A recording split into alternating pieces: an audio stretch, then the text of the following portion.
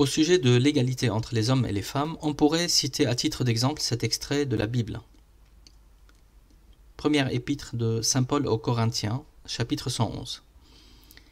Ce premier épître suffit à démontrer qu'il s'agit d'un texte discriminatoire à l'endroit des femmes. Je cite: « Je veux que vous sachiez que le chef de tout homme est le Christ, que le chef de la femme, c'est l'homme, et que le chef du Christ, c'est Dieu, est-il écrit. Tout homme qui prie ou qui prophétise la tête couverte déshonore sa tête, toute femme qui prie ou qui prophétise la tête non voilée déshonore sa tête, elle est comme celle qui est rasée. Si une femme ne se voile pas la tête, qu'elle se coupe aussi les cheveux. Or, s'il est honteux à une femme d'avoir les cheveux coupés ou la tête rasée, qu'elle se voile. L'homme ne doit pas se couvrir la tête parce qu'il est l'image de la gloire de Dieu, tandis que la femme est la gloire de l'homme. En effet, l'homme n'a pas été tiré de la femme, mais la femme de l'homme. L'homme n'a pas été créé pour la femme, mais la femme pour l'homme. On pourrait aussi réciter le fameux verset de l'épée dans le Nouveau Testament où Jésus déclare « Je suis venu non pas pour apporter la paix, mais l'épée ».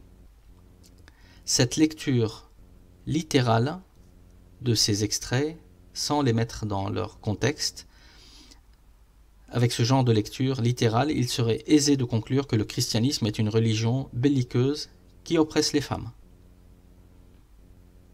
On pourrait citer des centaines d'extraits et provoquer des polémiques, mais telle n'est pas du tout notre vocation. Les écritures religieuses doivent toujours être interprétées en fonction de leur contexte historique et théologique. Heureusement, les chrétiens, dans leur grande majorité, ne lisent pas ces versets de manière littérale. Ils ne les prennent pas en compte au premier degré. L'exégèse joue un rôle essentiel dans la compréhension des textes sacrés.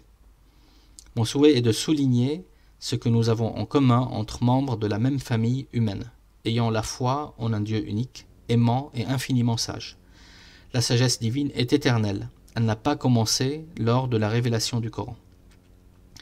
Si nos frères juifs et chrétiens voulaient expliquer, comme nous le faisons, la manière dont le message de Moïse et celui de Jésus procèdent aussi pour réussir des réformes sociétales, nous sommes convaincus que tous les versets polémiques de l'Ancien et du Nouveau Testament prendront tout leur sens comme une étape nécessaire et adaptée à une époque dans le cadre d'un cheminement vers un idéal. Dieu s'adresse à chacune des communautés dans le Coran, verset 48 de la sourate 5. « À chacun de vous, nous avons tracé une voie et établi une méthode de conduite. Et si Dieu l'avait voulu, il aurait fait de vous une seule et même communauté, mais il a voulu vous éprouver pour voir l'usage que chaque communauté ferait de ce qu'il lui a donné. » Alors, pour retrouver ces éléments et plus encore, visitez notre site, dont l'adresse est inscrite à l'écran à la rubrique « La femme dans le judaïsme et le christianisme ». Vous pouvez me contacter via ce site dans l'onglet « Contact » pour toute question ou suggestion, et dans les prochaines vidéos, j'aborderai les thématiques suivantes.